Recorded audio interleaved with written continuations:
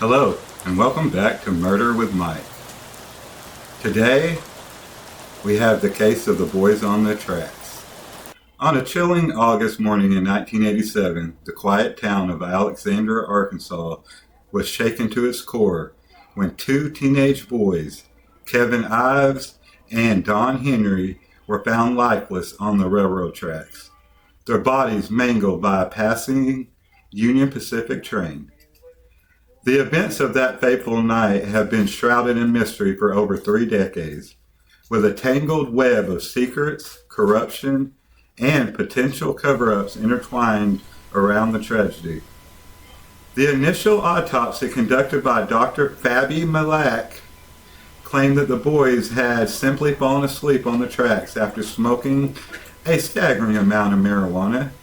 20 joints is what he said. I've never passed out from anything like that I couldn't hear a train, but anyway. And their deaths were ruled as an unfortunate accident.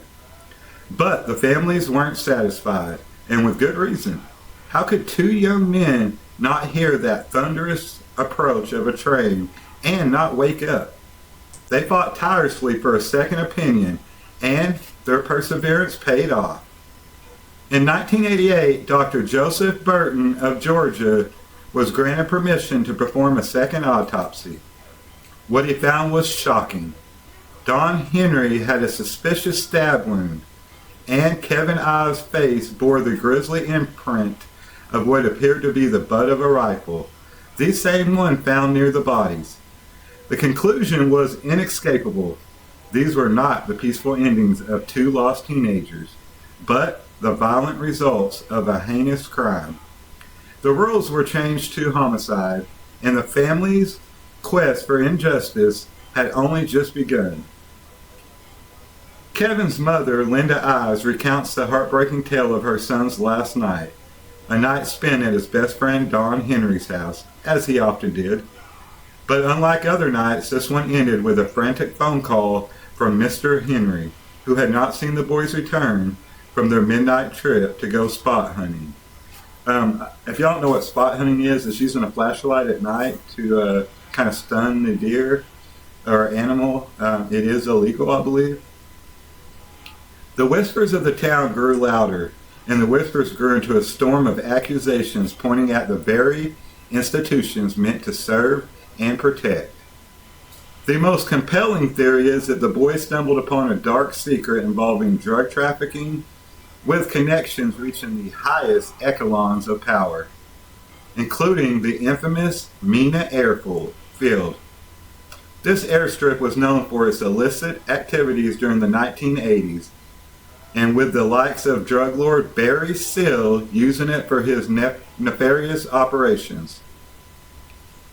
The shadow of Bill Clinton, then the governor of Arkansas, loomed all over this case, as he faced accusations of turning a blind eye to the rampant corruption in the state.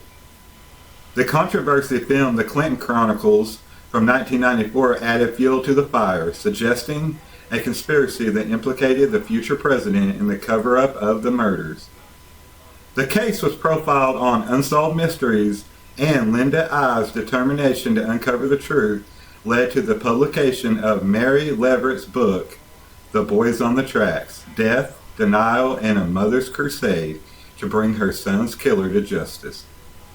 The book delved deep into the alleged ties between the local authorities and the murders, with some suggesting that the boys had witnessed a drug deal gone wrong. A grand jury was convened in 1996, but was plagued by unexplained deaths of witnesses and was eventually disbanded without reaching a verdict. The list of those who knew too much grew each with passing years, leaving a trail of unsolved homicides and missing person cases. The documentary Obstruction of Justice, The Mena Connection, released by Linda Ives and Patrick Matriciana, laid out their allegations against the authorities, including the involvement of Saline County Prosecutor Dan Harmon. So that list of deaths was 1, Keith Coney, May 1988, believed to be with the boys that night, said that law officials were responsible for the murders. 2 days later, he was killed by crashing his motorcycle while apparently being chased by an unknown car. No autopsy or investigation was done.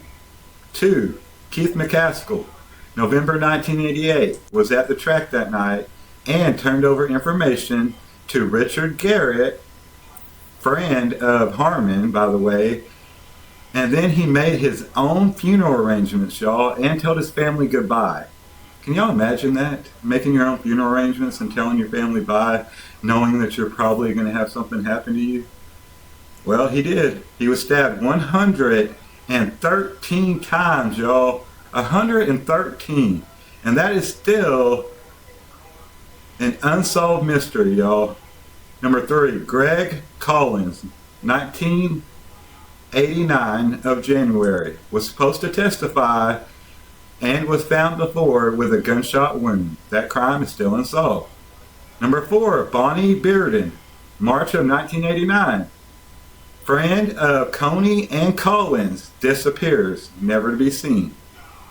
Number 5, Jeff Rose, 1989, April, tells his family he knows way too much about the case.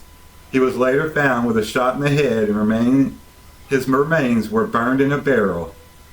That case is still unsolved. Number 6, Richard Winters, July 1989. Another grand jury witness gunned down in what was believed to be a staged robbery.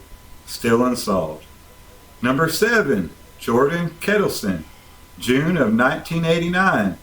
Connected to the McCaskill case, was killed by a shotgun wound to the head. No investigation was ever done, and the body was cremated before an autopsy was done. And last but not least, guys, Mike Samples, June of 1995. He was a grand jury witness connected to the case. He was said on his own behalf that he was there at these drug drops in the area and that he was there that night, I believe, that the deaths occurred. First-hand experience, it seems like, was gunned down and shot to death. The subsequent legal battle saw Harmon sentenced to 11 years in prison on unrelated charges, while the accused police officers denied any wrongdoing. The witnesses' families remained unshaken in their belief that their loved ones had been silenced to protect a sinister truth. But as the years marched on, the whispers grew fainter, and the town of Alexander was left with a haunting question. Who killed the boys on the tracks? This case grew colder. The suspects remained at large, and the families of Kevin Ives and Don Henry remained in the grip of grief and anger. Despite their relentless pursuit of justice, the answers remained elusive, lost in the echoes of a long, silenced night.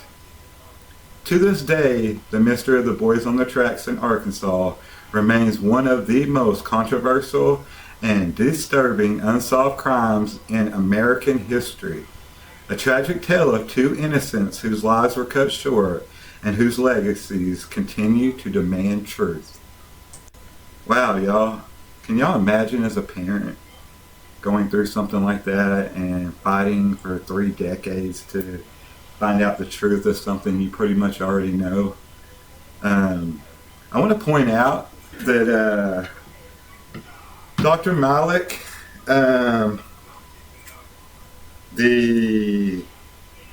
medical examiner that performed the first autopsy, and Dan Harmon, attorney, and Garrett, and all other officials in that area that were involved with this case and with allegations, all the way up to Bill Clinton, then governor.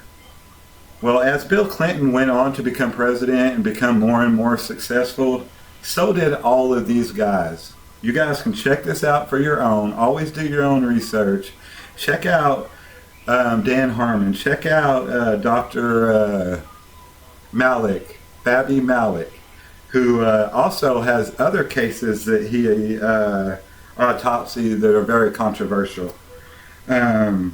Check out Mena, Arkansas, Barry Sills.